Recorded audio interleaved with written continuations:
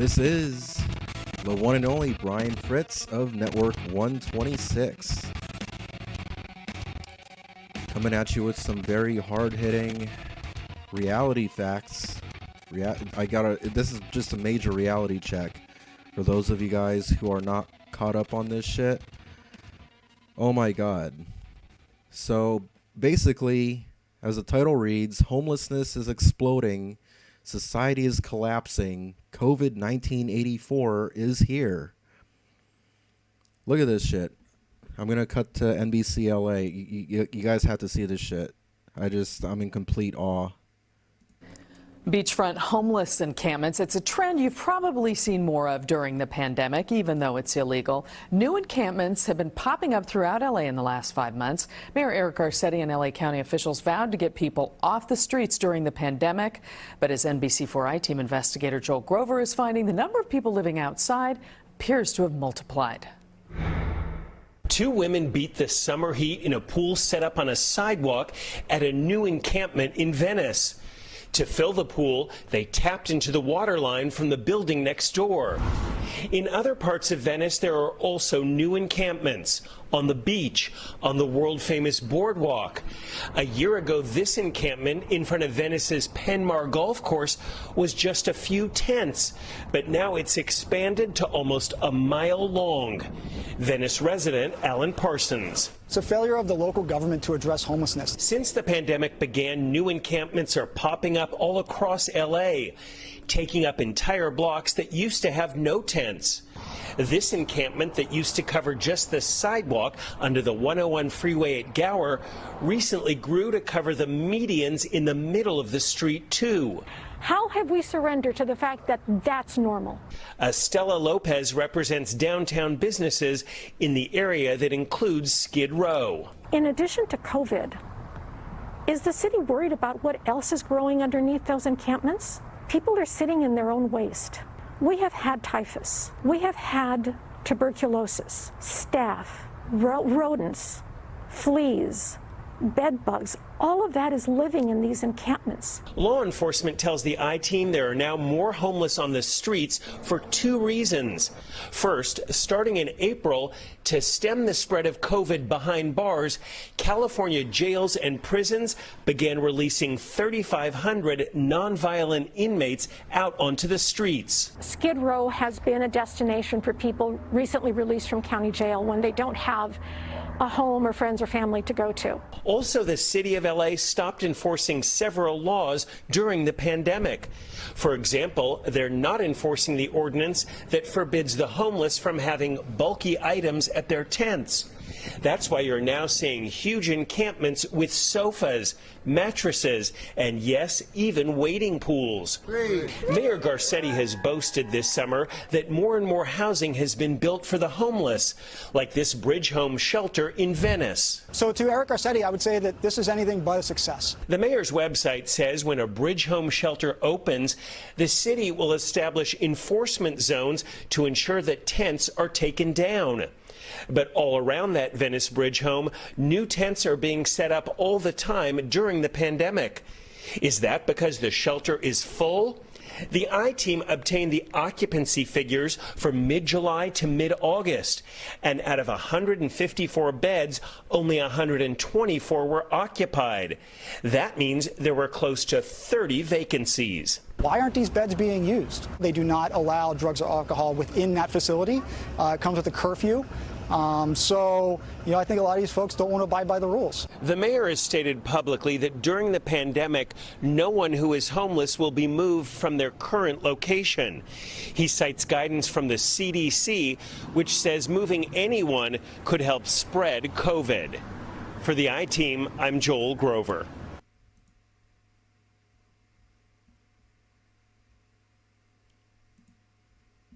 And that's that. Well, there's another one, but let's discuss this one really quick.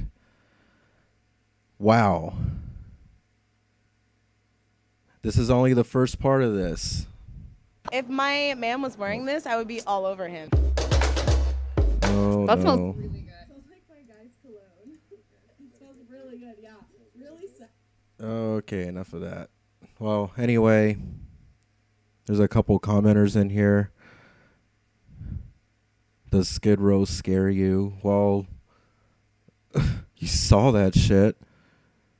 And Buster's violence, there's like stabbings and shootings and all kinds of shit. I've been through there personally. I've seen it. Yeah, what's up, AJB? USA is indeed imploding. So, there's a whole nother part to this, because this is how it's been over the past, 5 months. And there's already an explosion in homelessness. You saw the tents. It went on for almost a mile, it said. You guys think that's bad? You guys ain't seen nothing yet. You guys ain't seen nothing. Let's go over to the second one here. I'll go full screen on this one. The COVID-19 eviction crisis. An estimated 30 to 40 million people in America are at risk. This just came out August 7th, 2020. Let me make this a little bit bigger. For some reason, the shortcut key doesn't want to work.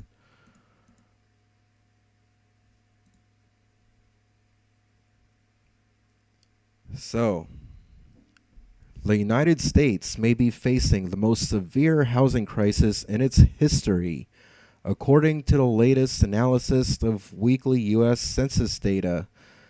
As federal, state, and local protections and resources expire, and in the absence of robust and swift intervention, an estimated 30 to 40 million people in America could be at risk of eviction in the next several months. Many property owners who lack the credit or financial ability to cover rental payment arrears will struggle to pay their mortgages and property taxes and maintain properties. The COVID-19 housing crisis has sharply increased the risk of foreclosure and bankruptcy, especially among small property owners. Long-term harm to rental families and individuals, disruption of the affordable housing market, and the stabilization of communities across the United States. Throughout the COVID-19 pandemic, researchers, academics, and advocates have conducted a continuous analysis of the effect of the public health crisis and economic depression on renters and the housing market. Multiple studies have quantified the effect of COVID-19 related job loss and economic hardship on renters' ability to pay rent during the pandemic. While methodologies differ, these analyses converge on a dire prediction. If conditions do not change, 29 to 43% of renter households could be at risk of eviction by the end of the year. This article aggregates the existing research related to the COVID-19 housing crisis, including estimated potential upcoming eviction filings, unemployment data, and housing insecurity predictions. Additionally, based on this research and new weekly analysis of real-time U.S. Census Bureau household pulse data, this article frames the growing potential for widespread displacement and homelessness across the United States. And there's the chart right there. Tenants at risk of eviction right there in the middle, that orange right there. Total number of Americans in renter households, tenants with limited to no eviction risk. That's still a large percentage, though. I mean, you saw the previous thing, the video that I just showed. I mean, you want to add 30 to 40 million more to that? It's going to look like the zombie apocalypse. That's what it's going to look like. Anyway, it goes on here. The COVID-19 pandemic struck amid a severe affordable housing crisis in the United States. COVID-19 struck when 20.8 million renter households, 47.5% of all renter households, were already rental cost burdened, according to 2018 numbers. Rental cost burden is defined as households that pay over 30% of their income towards rent. When the pandemic began, 10.9 million renter households, 25% of all renter households, were spending over 50% of their income on rent each month. The majority of renter households below the poverty line spent at least half of their income toward rent in 2018, with 1 in 4 spending over 70% of their income toward housing costs. Due to chronic underfunding by the federal government, only 1 in 4 eligible renters received federal financial assistance. With the loss of over 4 million affordable housing units over the last decade and a shortage of 7 million affordable apartments available to the lowest income renters, many renters entered the pandemic already facing housing instability and vulnerable to eviction. Before the pandemic, eviction occurred frequently across the country. The eviction lab at Princeton University estimates that between 2000 and 2016, 61 million eviction cases were filed in the U.S., an average of 3.6 million evictions annually. In 2016, 7 evictions were filed every minute. On average, eviction judgments amounts are often for failure to pay on 1 or 2 months' rent and involve less than $600 in rental debt. An increase in evictions could be detrimental to the 14 million renter households with children. Research from Milwaukee indicates that renter households with children are more likely to receive an eviction judgment. Although tenants with legal counsel are much less likely to be evicted, on average, fewer than 10% of renters have access to legal counsel when defending against an eviction, compared to 90% of landlords. At the same time, a lack of rental income places rental property owners at risk of harm. Individual investors who often lack access to additional capital may be particularly vulnerable. Presently, while mom-and-pop landlords own 22.7 million out of 48.5 million rental units in the housing market, more than half, 58%, do not have access to any lines of credit that might help them in an emergency. Landlords who evict tenants face court costs, short or long-term vacancy, reletting costs, and the loss of 90 to 95% of rental arrears via sale to a debt collector or other third party. In the short term, lack of rental income may result in unanticipated costs and an inability to pay mortgages, pay property taxes, and maintain the property. In the long term, it places small property owners at greater risk of foreclosure and bankruptcy. Communities of color are hardest hit by the eviction crisis. Communities of color are disproportionately rent burdened and at risk of eviction. People of color are twice as likely to be renters and are disproportionately likely to be low income and rental cost burdened. Studies from cities throughout the country have shown that people of color, particularly Black and Latinx people, constitute approximately 80% of people facing eviction. After controlling for education, one study determined that Black households are more than twice as likely as white households to be evicted. In a study of Milwaukee, women from Black neighborhoods made up only 9.6% of the city's population, but accounted for 30% of evicted tenants. In Boston, 70% of market rate evictions filed were communities of color, although those areas make up approximately half of the city's rental market. Researchers from UC Berkeley and the University of Washington found that the number of evictions for Black households in Baltimore exceeded those for white households by nearly 200%, while the Black renter eviction rate outpacing the white renter eviction rate by 13%.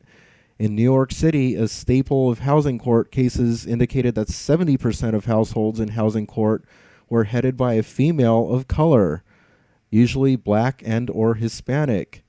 In Virginia, approximately 60% of majority black neighborhoods have an annual eviction rate higher than 10% of households, approximately 4 times the national average, even when controlling for property and income rates. In Cleveland, the top 10 tracts for eviction filings 2016 to 2018 were all majority black tracts, and 6 had poverty rates above 10%. Similarly, people of color are more at risk of being evicted during the COVID-19 pandemic. A report co-authored by City Life, Vita Urbana, and Massachusetts Institute of Technology showed that in the first month of the Massachusetts state of emergency, 78% of eviction filings in Boston were in communities of color.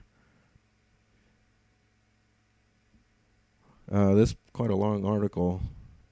Let's see. I don't know if I'm going to go through the whole thing, but if you guys want to check this out, you can look this up. It goes on to mention about temporary protections against evictions during the COVID-19 pandemic have largely expired across the U.S. So that's just putting more people, basically lining more people up in that line of millions to get ready to be foreclosed on and or evicted. The risk of eviction could escalate rapidly across America.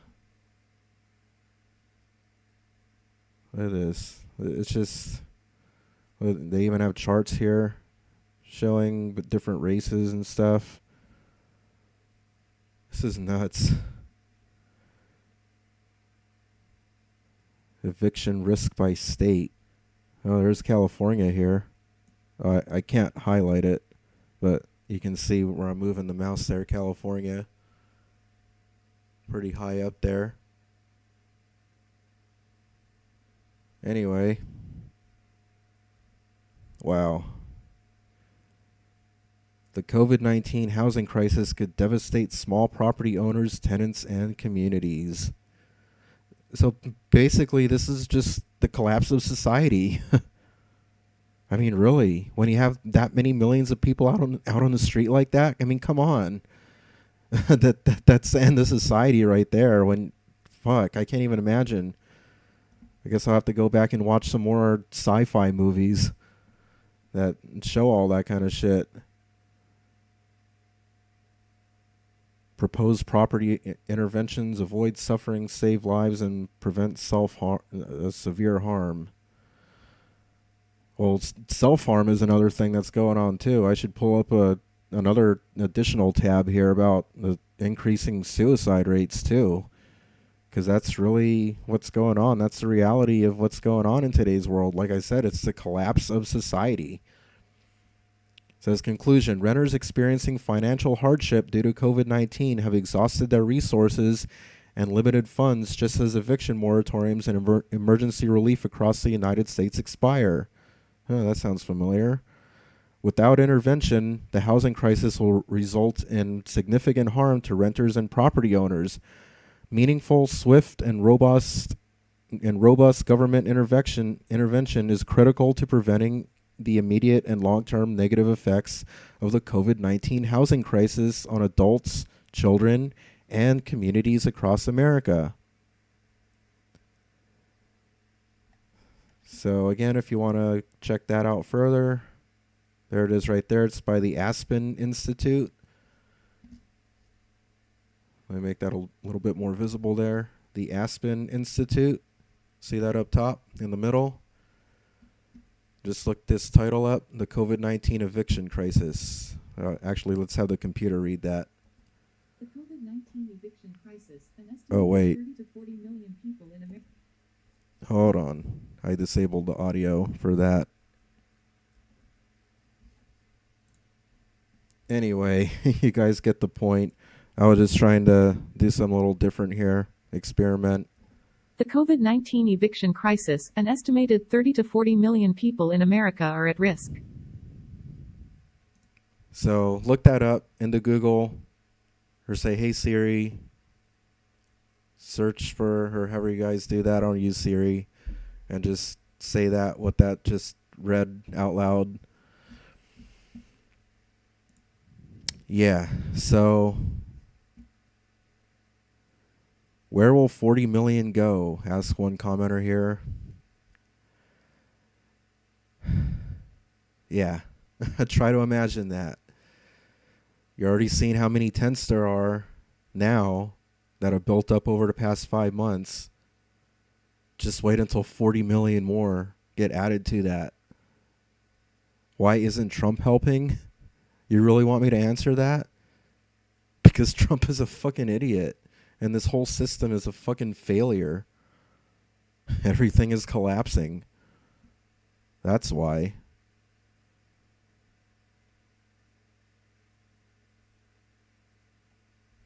See some more comments here. Craigslist says, we have 150 pounds of rice in Mylar bags. I'm getting ready to package up another 150 pounds this weekend. Every man and woman for themselves now. Don't count on Gov for anything. Shit.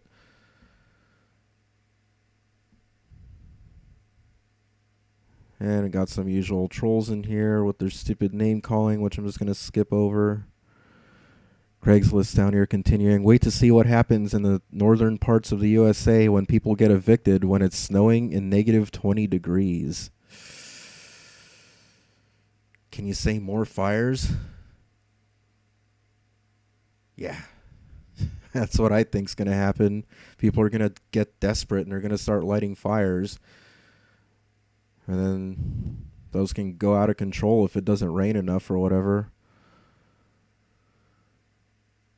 Yeah, Trump only cares about himself. Exactly, Life of Luke. So let's go and pull up real quick. Let's see.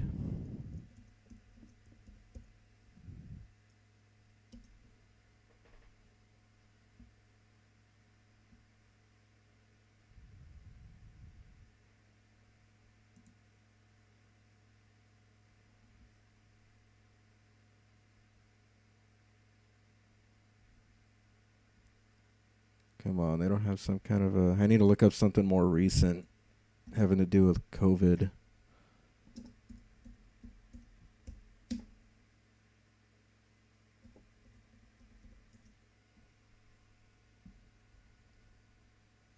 Yeah, here we go.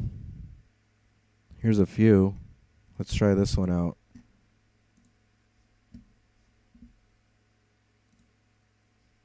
The coronavirus pandemic is pushing America into a mental health crisis. Actually, I think I covered this one before.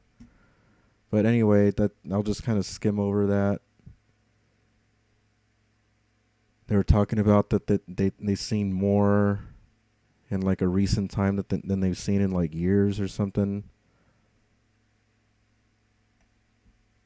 Where does it say? Oh, come on.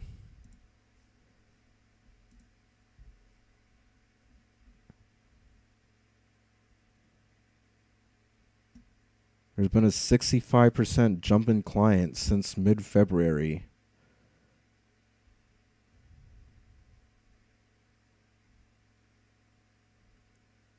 Anyway, I'm just trying to make a point.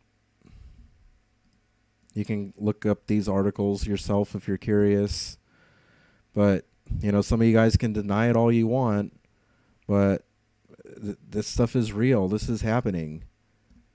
Suicide rates spike through COVID-19 pandemic. 79% people with mental and physical illnesses. Man, that's just sad. Like I said, society is falling apart. This is it. And then when those 40 million, up to 40 million people more hit the streets due to evictions and foreclosures, I mean, you can only imagine how many more are out there that are not going to be able to cope with that. They're used to, having their homes and having good jobs, having money and being okay. They've been okay their entire lives. They did everything right in life. They were successful. Hard work paid off until now. And some people just can't accept that, and it just hits them really hard. I'm just trying to show you guys some reality, because some of you guys need some reality checks. This shit's really happening. COVID stress leads to spike in suicide cases. 466 cases in 7 months. Homemakers top list. I don't think I covered this one before. With the rising number of suicide rates being reported in the state amid the COVID pandemic, psychologists have cited consumerism, cutthroat competition, shallow human relationships, negative impact of the social media, and inability to cope with the unpleasant life effects as the reasons behind the surge. Human development is not all about getting scholastic degrees, getting high salary packages, and acquiring wealth and property. People who get into the mad rush of multiplying their wealth often end up feeling disappointed. Yeah, that's what I was saying. People with money, said a medical superintendent at a medical health and rehabilitation hospital. I can't pronounce that. Help me out, computer. Boiluganj, Dr. Sanjay Pathak. Yeah, what she said. Besides the desire for acquiring privileges that will come with, I'm just trying to throw a little bit of humor in there, with the social positions and the absence of right coping skills could land anybody in a major crisis, he said, adding that the distress compounded when people did not have a plan B. Well, a lot of people can't have a plan B. A growing number of celebrities committing suicide had also taken a toll on the psyche of the public, said Dr. Pathak. As many as 466 suicide cases have been reported this year to date, which means that on average, over 2 persons are taking their lives every day. Reportedly, homemakers top the list, followed by laborers, students, private sector employees, farmers, and businessmen. Over 40 cases were reported in January, 45 in February, 32 in March, 47 in April, 89 in May, 111 in June, and 101 in July. Of the total number of suicides, 302 were reported in May, June, and July.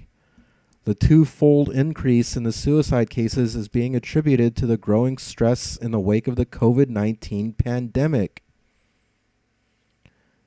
Other reasons cited behind the spike in the number of cases are marriage-related issues, family problems, health issues, love affairs, unemployment, and drug abuse.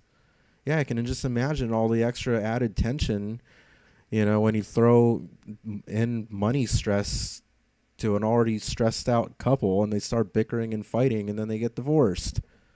That's what happens. I'm telling you, society's collapsing. It says societal pressures and change in lifestyle in the wake of COVID-19 pandemic have added to the woes of people. The pandemic has brought the lives of many to a standstill, leaving people with limited means to amuse themselves, said Dr. Computer. Dr. Aditya Sharma. Experts say people facing mental health issues should consult a therapist or do meditation, yoga, music therapy to find an escape from negative feelings. Well, that's why you do these YouTube videos. Shit. Some of you guys ask me why I do these YouTube videos. Well, that's part of the reason. There you go. Family members should pay heed to the early signs indicating suicidal tendencies and take remedial steps to nip the problem in the bud. The rising count. Over 40 cases were reported in January. We already covered that. The twofold increase in the suicide cases is being attributed to the growing stress in the wake of global pandemic. And with that, I think I'm going to close this, and we'll jump into some comments, and then I'll wrap this up. We're already over the 30-minute mark. But man, has this been a good one. This should be, if you guys haven't woken up already, well, I don't think any wake-up call is capable of waking you up. And that's just the truth. God, I got so many trolls. I'm going to try to sift through the stupidity in here. Where's the RV? Asks Street Life. Well, when I have money. I don't have money. Shit. Paladin is saying, I'm buying firearms to take all your rice, oats, canned tuna, canned goods, pinto beans. Oh, shit. That's a real comment. Craigslist said, I have more of those than food, so come on over. I need more guns. Oh, shit. I look at it's the collapse of the collapse of society is already playing out in the live chat of this very live stream as of September 20th, 2020 at 3:55 a.m. It's already commenced. Look at this shit. Look at the tension. Or unless they're joking, Paladin saying you can have my wife. God. Street Life says, Paladin, please, you'll never make it out of the city. I have a bug out location, says Paladin. Craigslist is over here laughing, already have one of those. Paladin says, if I can't take your goods, I will barter my wife for a can of soup. Okay, well, if they're joking, maybe they're joking, but there really is. I mean, just turn on the TV, look at all the riots in Portland and all that shit, and attacks against cops and all kinds of shit's going down, burning buildings. Society's collapsing, I'm telling you guys. Life of Luke says it's a similar story here in Australia with COVID affecting people's mental health. See, it's going on everywhere, not just America. This is the collapse of society pretty much globally, worldwide. Street Life said plan B and C, then with the same V, with an RV, I can go to Z. Oh, okay, that's what you meant. Yeah, really, if I can get an RV, shit. What celebrities committed suicide, says Ren 1018. I don't know. I can think of Chester Bennington, but that wasn't that recent. But I mean, that there's been some others. I'm sure you guys can look them up. I think I heard something, but I'm not that much connected to mainstream. I'm not that familiar with celebrities to be able to tell you guys things like that. Craigslist said, COVID is the largest psychological operation on the world by the puppet masters. You know, a lot of people are saying that, and I'm starting to question a lot of things myself, honestly. You know, trolls can talk shit all you like, but I mean, this is just fucking ridiculous, honestly.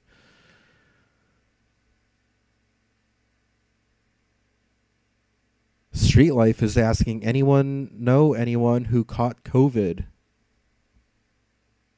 Leave your comments down below.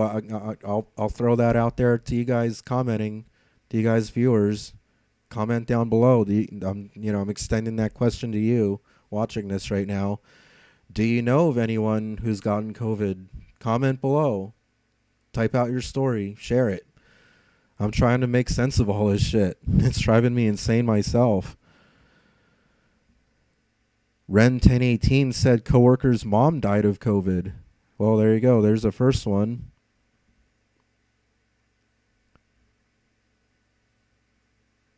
Street Life said, thanks, Ren 1018. First person I met that knows someone. Wow. That's...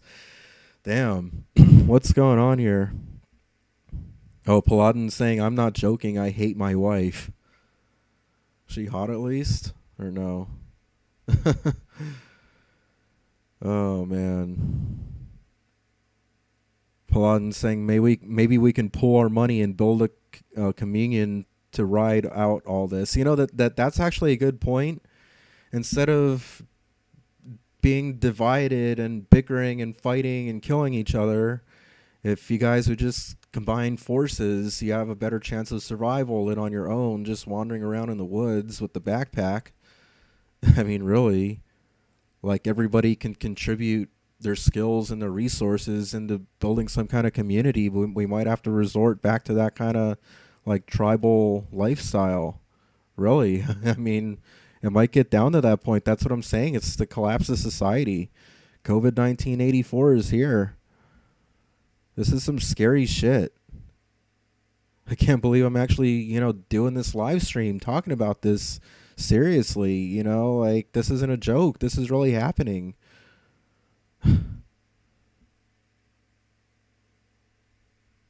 Craigslist is saying, I do not know anyone that has had it. I know nobody indirectly that has died from it.